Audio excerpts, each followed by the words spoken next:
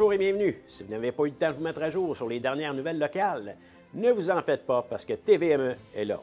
Je m'appelle Eric Morrison et voici votre compte-rendu de toutes les nouvelles pertinentes dans la région du Val-Saint-François, ainsi qu'Actonville, la Montérégie et le centre du Québec et maintenant la Nodière, tel que rapporté par les médias Le Val-Ouest, Radio-Acton et CFNJ. Ma collègue Julie Duhamel ne sera pas des nôtres aujourd'hui, donc je vais faire sa portion des nouvelles pour le Val-Ouest. Alors allons de l'avant avec l'essentiel. La 14e édition du cocktail dînatoire de la Fondation du Centre Jeunesse de l'Estrie, tenue chez Kia Sherbrooke, a permis de ramasser une somme record de 332 252 $. L'événement, empreint de chaleur humaine, mettait de l'avant la mission de la Fondation grâce à des activités immersives, dont la présence d'animaux du programme de zoothérapie. Les invités ont découvert des espaces illustrant le soutien offert aux jeunes, suivis par la DPJ, ainsi que plusieurs initiatives novatrices comme le bar à main. Le moment le plus marquant fut le témoignage de jeunes adultes ayant bénéficié de l'aide de la Fondation, rappelant l'importance de la mobilisation. Les fonds recueillis appuieront les programmes essentiels liés à la persévérance scolaire, l'autonomie et le bien-être des jeunes de l'Estrie. Après analyse approfondie, la santé publique de l'Estrie conclut qu'il n'y a pas d'excès de cas de sclérose latérale amyotrophique, la SLA, dans le Val-Saint-François. L'enquête menée à la suite du signalement citoyen de Julie Dubois révèle un taux d'incidence annuel moyen de 3,2 cas par 100 000 habitants, comparable à d'autres MRC de l'Estrie. Aucune cause environnementale ne peut être associée à la maladie. Les autorités poursuivront toutefois la surveillance des nouveaux cas durant les deux prochaines années. Dr Mélissa Généreux souligne la forte collaboration de la population. 30 cas ont été recensés en 20 ans, dont plusieurs grâce aux informations citoyennes. Julie Dubois se dit partagée entre la déception de ne pas obtenir de réponse claire et le soulagement pour la communauté. Un reportage sur sa démarche sera diffusé à Radio-Canada. BRP Incorporé a remporté 2 prestigieux prix Gold Stevie en 2025, soulignant son leadership dans l'innovation technologique. Au Stevie Awards for Technology Excellence, les motos électriques Can-Am Pulse et Can-Am Origin ont été nommés nouveaux produits de l'année dans la catégorie transport, grâce à leur design et leur capacité avant-gardiste. De plus, le Can-Am Maverick R s'est vu décerner un prix Gold Stevie également comme nouveau produit dans la catégorie transport. Ces distinctions récompensent les organisations qui façonnent l'avenir de leur industrie grâce à des solutions technologiques innovantes. BRP souligne que ces prix reflètent 80 ans d'expertise en sport motorisé et un engagement constant à redéfinir l'expérience de conduite par la performance et par l'électrification.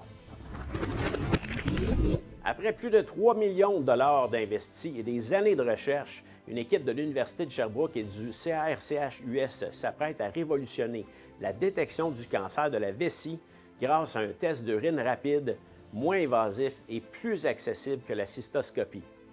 Validé à l'international avec le soutien de l'OMS, ce test se démarque par l'identification de 4 biomarqueurs précis présents chez les personnes atteintes. RYND Biotech s'associe au projet pour en assurer la commercialisation avec un prototype attendu d'ici la fin 2025 et une mise en marché potentielle dès le 2028-2029. Cette percée illustre l'efficacité des collaborations entre chercheurs industriels et organismes de soutien, dont la Fondation du CHU, et pourrait aussi mener à des avancées similaires pour le diagnostic du cancer de la prostate.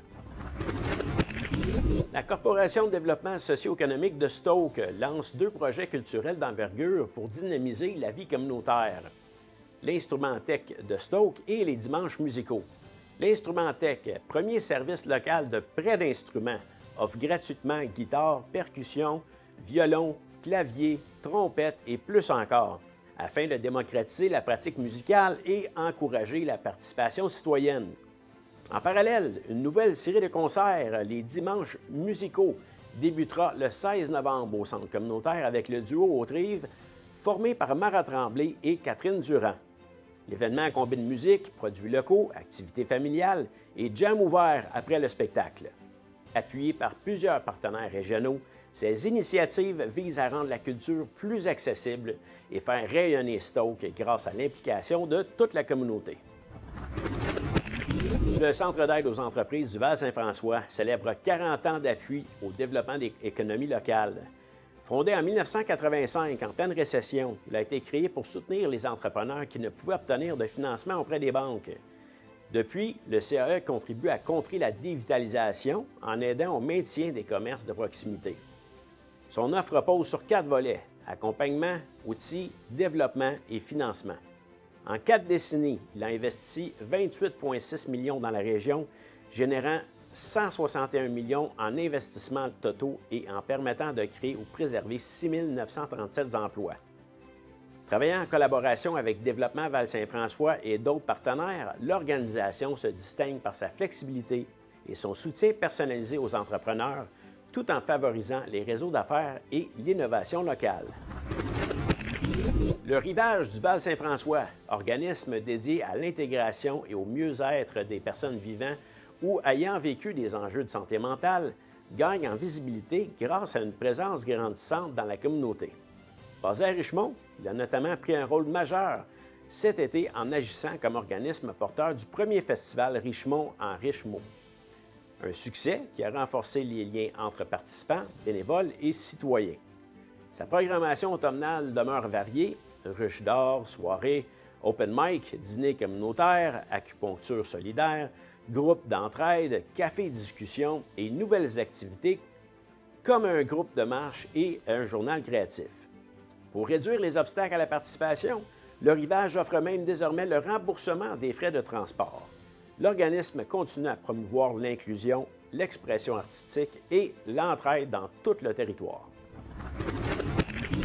L'Institut des troubles d'apprentissage dresse un bilan extrêmement positif de la première grande lecture partagée tenue le 23 octobre partout au Québec. Plus de 137 000 participants ont pris part à cette activité qui a généré 3,8 millions de minutes de lecture, soit près de 4 fois l'objectif fixé. Écoles, familles et citoyens de toutes les régions ont célébré ensemble le plaisir de lire et l'inclusion des jeunes vivant avec des troubles d'apprentissage. Bibliothèques mobiles, distribution de livres et lecture collective ont transformé la journée en un immense mouvement social. Pour l'Institut TA, cette mobilisation prouve que la société est prête à valoriser la diversité des parcours scolaires. Devant un tel succès, une deuxième édition est déjà annoncée pour 2026 avec une portée pan-canadienne. La ville de Windsor est fière d'annoncer que son usine de filtration, Marcel Bédard, s'est illustrée au symposium sur la gestion de l'eau 2025 de Réseau Environnement à Drummondville. L'équipe municipale a remporté le premier prix du public et le troisième prix du jury dans le cadre du programme d'excellence en eau potable, volet traitement. Ces nouveaux honneurs s'ajoutent à une série de distinctions: meilleure eau au Québec en 2021 et en 2022, puis deuxième place du jury en 2023. Cette constance démontre le haut niveau d'expertise et le dévouement du personnel responsable de la qualité de l'eau potable.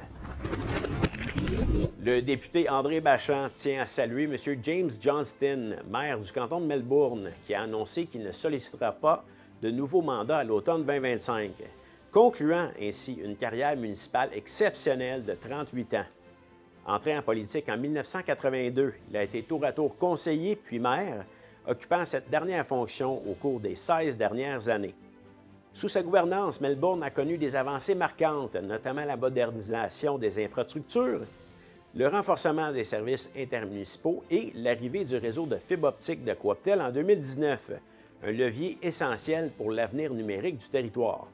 Homme engagé et proche de sa communauté, M. Johnston laisse un héritage durable, apprécié pour son intégrité, sa vision et son attachement profond aux citoyens qu'il a servi avec dévouement. Et voici la situation de la campagne électorale dans la municipalité de Sainte-Christine en date du 24 octobre dernier. Le maire sortant, Jean-Marc Ménard, sera élu par acclamation. M. Ménard est un vétéran de la politique municipale avec plus de 25 ans d'expérience. Il sollicite donc un troisième mandat à la tête de Sainte-Christine. Une campagne aura lieu au poste 1 entre le conseiller sortant Michael Giguère et le candidat Nathan Slide-Simard. Les conseillers sortants des postes 2, 3, 4, 5 et 6 seront de retour à leur siège pour un autre mandat, dont le poste 1, le poste 2, Simon Dufault, le poste 3, Patrick Woolput, poste 4, Pierre Noël, poste 5, Francine Brasseur, poste 6, Gilbert Grenier. Et avec la période d'inscription électorale terminée au Québec en vue des élections de novembre, voici le portrait de la ville de Valcourt. Le maire sortant, Pierre Tétrault, sera de retour pour un autre mandat après avoir été élu par acclamation. Au poste 1, la conseillère sortante Marie-Claire Tétrault fait campagne contre le candidat Alex Gagné. La seule autre campagne en ville se passe sur le terrain du poste 6 entre le conseiller sortant Julien Bussière et le candidat Jean-Pierre Séguin. Au poste 2, la conseillère Vicky Bombardier sera de retour à son siège après une élection sans opposition. Même scénario au poste 3 avec le conseiller Daniel Lacroix qui récupère son siège. L'histoire se répète au poste 4 avec le conseiller Danny Boyer et également au poste 5 avec Danny Saint-Amand. Les élections municipales auront lieu le 2 novembre à travers la province.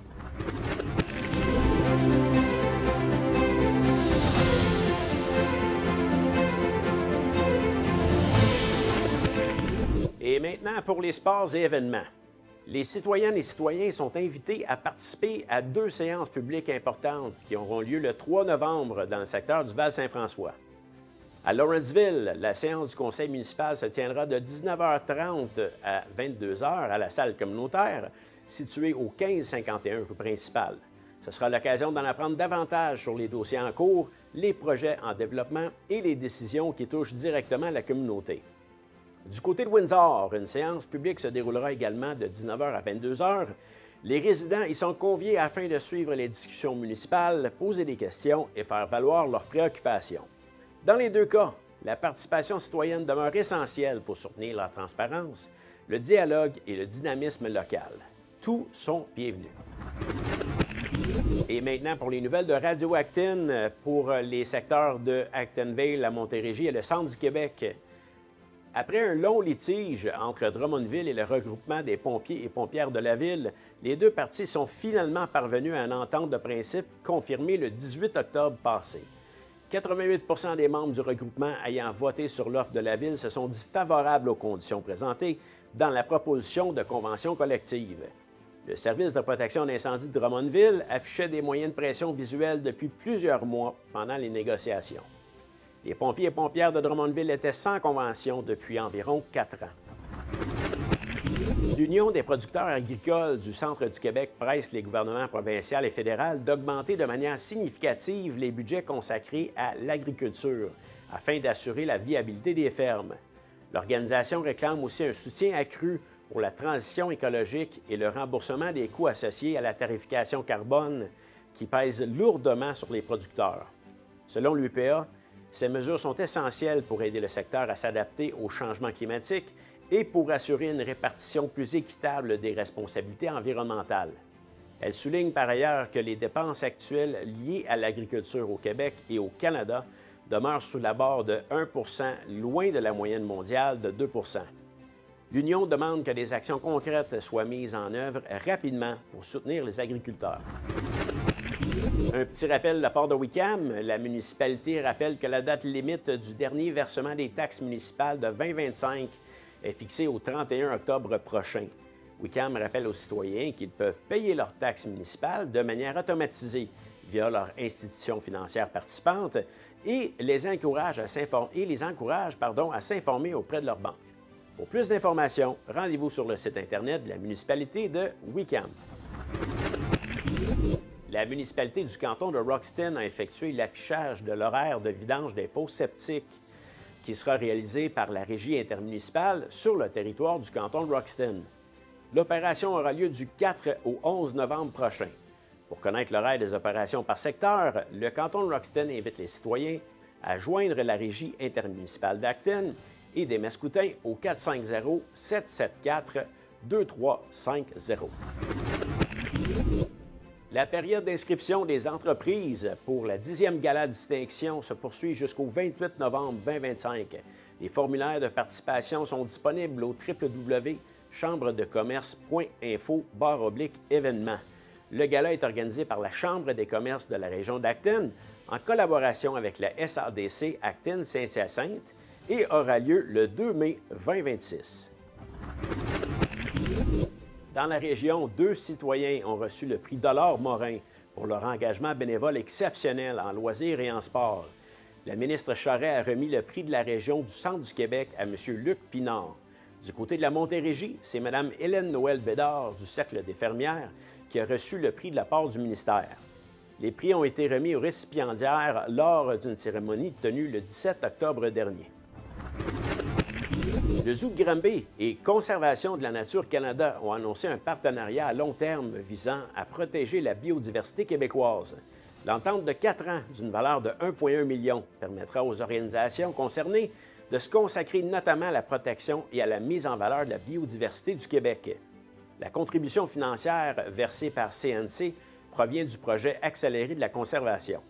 Les deux organisations investiront donc temps et argent dans des dossiers importants, notamment en Outaouais, au Bas-Saint-Laurent et en bordure de la Montérégie. Le camping Wigwam est en nomination dans 2 catégories d'excellence de Camping Québec.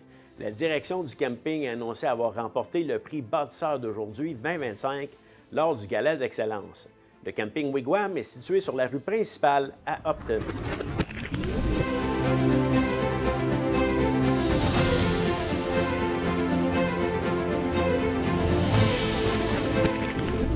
La première liste des espoirs de la centrale de recrutement en vue du repêchage de 2026 a été publiée par la LNH en début de semaine.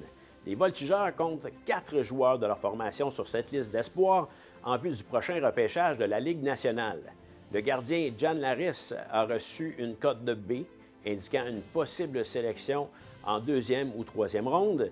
Louis-Félix Bourque, Dylan Dumont et Dayton Kitchener ont tous reçu une cote de W qui indique une possible sélection au 6e ou au 7e ronde. Les seuls joueurs de la LHJMQ ayant reçu une cote de A indiquant un potentiel de choix de première ronde sont Igor Shailov des Tigres de Victoriaville et Xavier Villeneuve de l'Armada de Blainville-Boisbriand. Les Voltigeurs de Drummondville ont complété un voyage parfait en Abitibi samedi en récoltant 2 victoires en 2 matchs. La formation de Sylvain Favreau a disposé des Huskies de Rouyn-Noranda vendredi le 24 octobre par la marque de 5-3 avant d'écraser les Foreurs de Val-d'Or 7-1 samedi le 25. Maxime Lafont a marqué 2 fois samedi et le gardien des Voltigeurs, Dayton Kitchener, a récolté sa première victoire en carrière. La formation drummondvilloise poursuit son voyage cette semaine, vendredi à Chicoutimi et samedi à Bécomo. La Ligue de hockey junior maritime Québec tenait la première édition du match des espoirs du circuit junior de l'Est du Canada. Cet événement a été organisé pour les meilleurs espoirs admissibles aux prochaines éditions du repêchage de la Ligue nationale de hockey. Yann Laris était le seul représentant des Voltigeurs à cet événement. Le gardien des Rouges a disputé 34 minutes dans le match et a accordé 4 buts à l'adversaire. L'équipe Crosby s'est inclinée 6-5 en tir de barrage face à l'équipe Lafleur. Igor Shailov et Maddox Dagenet ont d'ailleurs marqué lors de la séance de tir de barrage pour donner la victoire à l'équipe Lafleur. La rencontre a été présentée devant plus de 1600 spectateurs au Palais des Sports Léopold Drolet de Sherbrooke. Le bataillon de Saint-Hyacinthe a transigé avec le Cool FM de Saint-Georges-de-Beauce pour acquérir leur gardien Francis Boisvert. Le portier original de Blainville-Boisbriand a terminé sa carrière dans la NCAA en 2023-2024, puis a débuté la saison avec les Bucks de Bellechasse dans la Ligue de hockey senior AAA du Québec, cumulant 2 victoires en autant de départs. La recrue Anthony Lavoie fait le chemin inverse et ira évoluer avec le Cool FM. Le défenseur de 21 ans, qui vient de terminer sa carrière avec le Drakkar de Bécomo, n'aura disputé qu'un seul match avec le bataillon. Le bataillon de Saint-Hyacinthe a récolté un 2e gain cette saison grâce à une victoire de 2-1 contre Thetford. Les hommes de Dominique Lapensée ont résisté à une poussée de l'équipe locale en 3e période pour quitter le centre Mario Gosselin avec une victoire qui a fait du bien à l'affiche, mais aussi au moral de la formation mascoutaine. Dans la victoire, Maxime Saint-Cyr a inscrit son 4e but de la saison et Zachary Boutillier a brillé devant le filet de son équipe avec 28 arrêts sur 29 tirs. Le bataillon sera de retour à la maison ce vendredi pour affronter de nouveau l'Assurantia dès 20h au stade LP Gaucher. Les lauréats du cégep de Saint-Hyacinthe ont tenté d'accéder à la grande finale du RSEQ en affrontant le cégep Montmorency vendredi dernier sur leur terrain. Grâce à une excellente saison terminée en 2e rang avec 6 victoires, les Mascoutins avaient obtenu un laissez-passer direct pour la demi-finale. L'autre affrontement décisif opposait le Collège Champlain de Saint-Lambert, champion de la saison régulière, au cégep Bois de Boulogne.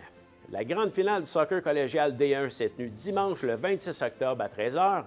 Les lauréats pouvaient également conclure leur saison régulière en force samedi le 25 à 19h30 en affrontant le cégep Édouard-Montpetit, alors au 8e classement.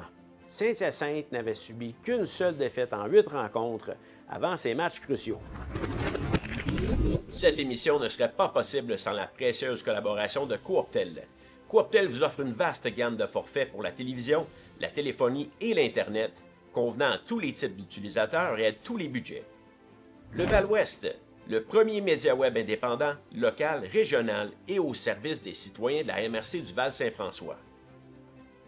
Radio Actine, une radio par et pour les gens d'ici qui contribue au rayonnement et à la vitalité de notre région en misant sur ses forces.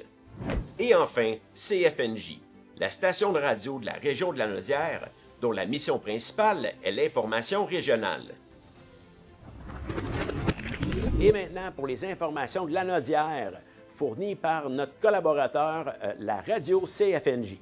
La Commission municipale du Québec a publié son rapport d'audit de performance portant sur les pratiques de consultation publique en urbanisme dans 9 municipalités, dont Saint-Jean-de-Matha. Bien qu'aucune critique directe ne soit adressée à chacune d'elles, la Commission note que le degré de conformité aux exigences légales varie d'une municipalité à l'autre. Dans plusieurs cas, l'information offerte aux citoyens et aux citoyennes avant ou pendant les consultations s'est avérée insuffisante, particulièrement pour les projets d'envergure. En ce qui concerne Saint-Jean-de-Matha, le seul commentaire formulé souligne la collaboration efficace entre la municipalité et l'équipe d'auditeurs. La municipalité affirme avoir apprécié cet accompagnement et s'engage à suivre les recommandations du rapport afin de bonifier ses procédures et améliorer l'information destinée au public lors des futures consultations. Un spectaculaire accident a eu lieu vers 3h30 dans la nuit du 21 au 22 octobre sur le boulevard Gilles-Villeneuve à Berthierville. La SQ a été appelée à intervenir à la suite d'une sortie de route impliquant un seul véhicule qui a violemment percuté un lampadaire avant de s'immobiliser. Une seule personne se trouvait à bord et selon la SQ, l'alcool n'était pas en cause. L'automobiliste se serait endormi au volant et il n'a pas été blessé. La Sûreté du Québec dresse le bilan des perquisitions effectuées à Rawdon et à Sainte-Julienne dans le cadre d'une enquête menée depuis quelques semaines par le poste local. 3 personnes ont été arrêtées, un homme de 63 ans, une femme de 58 ans, tous deux de Rawdon, ainsi qu'un homme de 36 ans de Sainte-Julienne. Ils pourraient faire face à des accusations liées à la possession et au trafic de stupéfiants.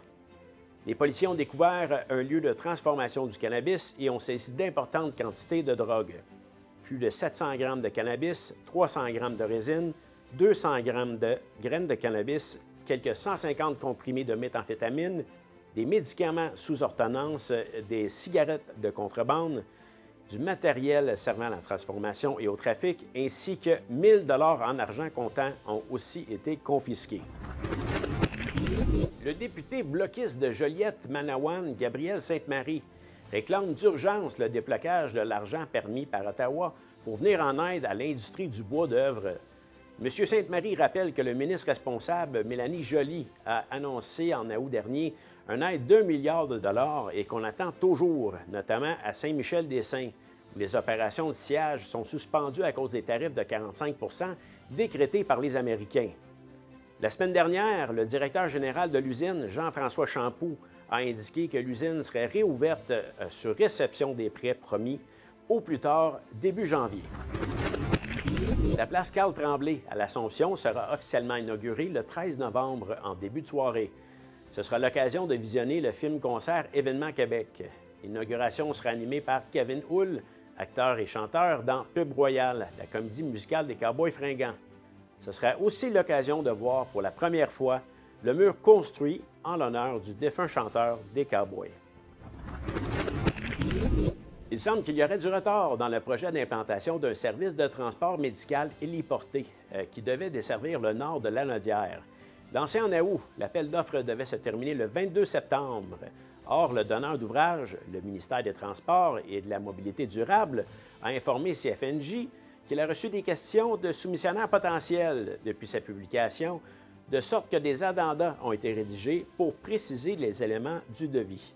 Conformément au cadre réglementaire, le ministère doit laisser un temps minimal aux entreprises intéressées pour ajuster leur soumission à ces précisions. D'ailleurs, le dernier addenda publié invite les soumissionnaires à participer à une rencontre d'information. À Terrebonne, des éleveurs de chiens déjà accusés de cruauté animale font de nouveau l'objet d'interventions policières. Selon le Journal de Montréal, des perquisitions ont été effectuées cette semaine et 46 chiens ont été saisis par la SPA de Lanaudière Basse-Laurentide. Parallèlement, Revenu Québec mène une enquête liée à la compagnie Bouchard Bulldogs pour taxes impayées et déclarations fiscales frauduleuses, ce qui a mené à des opérations à plusieurs adresses, incluant une clinique vétérinaire. En 2022, Brigitte Bouchard, Mario Etier et leur fils Jordan avaient déjà reçu une amende d'environ 150 000 $ pour fraude fiscale sur une période de 6 ans. La famille élevait principalement des bulldogs français et anglais, des chiots vendus entre 5 et 15 000 $ chacun. Et maintenant, pour une bonne nouvelle, la ville de Lavaltrie a inauguré son premier parc de planches à roulettes et véloparc samedi dernier. À l'occasion de cet événement, des démonstrations sportives, de la création de graffitis, des jeux et une performance de DJ ont été organisées. Avant l'arrivée du printemps, la municipalité compte installer de l'éclairage, des fontaines, une toile d'ombre et des supports à vélo. Et dans le cadre de la Semaine des bibliothèques publiques, qui se termine samedi, la municipalité de Saint-Félix-de-Valois met de l'avant la cote de 5 obtenue lors de la dernière évaluation biblio-qualité de sa bibliothèque municipale. Le journal L'Action rapporte que ce résultat met en lumière le travail de développement des collections et des services de l'équipe de la bibliothèque au cours des dernières années. Les livres audio, les livres numériques, les trousses pédagogiques, le soutien numérique, la mise à jour de la politique d'utilisation éliminant les frais de retard sont des exemples des améliorations apportées. Les achats, la politique de remplacement, l'agora de lecture extérieure, les fiches pédagogiques et la collection de jeux sont aussi parmi les éléments qui lui permettent de se démarquer. Le regroupement des organismes québécois pour hommes agressés sexuellement mène jusqu'au 19 novembre sa campagne de sensibilisation provinciale. C'est sous le thème « En parler, ça change quoi ?» que seront diffusées les différentes capsules vidéo présentant les témoignages de 4 hommes ayant vécu une ou des agressions sexuelles. Au Québec, c'est entre 10 à 20 des hommes qui vont vivre une agression sexuelle au cours de leur vie. Le Carrefour Jeunesse-Emploi de l'Assomption relocalisera ses services et sa friperie Café Placard et compagnie au 500 Vue Notre-Dame à Repentigny. Une entente de location de 10 ans a été conclue avec le promoteur Groupe Panorama et la construction du nouveau bâtiment débutera prochainement. L'ouverture est prévue pour septembre 2026, année qui marquera également le 30e anniversaire de l'organisme. Cette relocalisation vise à améliorer l'accessibilité et l'impact du CIGE auprès des jeunes de la MRC de l'Assomption. Les nouveaux locaux seront situés dans un secteur central à proximité des services scolaires, économiques et communautaires, tout en étant bien desservis par le transport en commun. Ils offriront aussi des espaces modernes et adaptés, salles modulables, zones collaboratives et bureaux insonorisés avec environnement sensoriel pour répondre aux besoins diversifiés de la clientèle. Les résidents de Saint-Charles-Borromée ne subiront pas de hausse marquée du compte de taxes. Le nouveau maire, Alexis Nantel, n'a pas affirmé qu'il n'aurait aucune hausse de taxes. Toutefois, l'augmentation prévue du taux moyen demeure raisonnable, selon lui, malgré les enjeux actuels auxquels la municipalité doit faire face. Il rappelle qu'historiquement, les taxes à Saint-Charles-Borromée sont parmi les plus basses et que la Ville doit pouvoir offrir quand même des services additionnels répondant aux besoins de la population. L'ajustement annoncé sera donc soutenable pour les contribuables. Après quelques mois de fermeture pour permettre la transformation des jardins Antoine-Lacombe, la Ville de Saint-Charles-Borromée confirme que les premières composantes du nouveau parcours immersif seront dévoilées à la mi-novembre. Réalisé en collaboration avec XYZ Technologies, le projet marie projection, éclairage et installation interactive, tout en respectant l'intégrité du site. Chaque intervention est réalisée avec minutie afin de protéger les aménagements horticoles et d'assurer la durabilité des infrastructures pour les années à venir. L'expérience immersive, dont le nom sera révélé au printemps, se déploiera en 2 actes. Le premier, accessible dès l'hiver, offrira une découverte nocturne étonnante. Le second rendra hommage aux grandes traditions des jardins royaux européens, où l'art paysager et la nature se rencontrent au bénéfice des visiteurs. Et voilà, c'est tout pour votre compte-rendu des informations de cette semaine. Donc, pour plus d'informations sur toutes ces nouvelles, rendez-vous sur les sites respectifs du Val-Ouest au www.val-ouest.com, Radio Actine au www.radio-actine.com et CFNJ au www.cfnj.net. Merci d'avoir été des nôtres pour cette semaine et on se revoit la semaine prochaine pour une autre émission de L'Essentiel.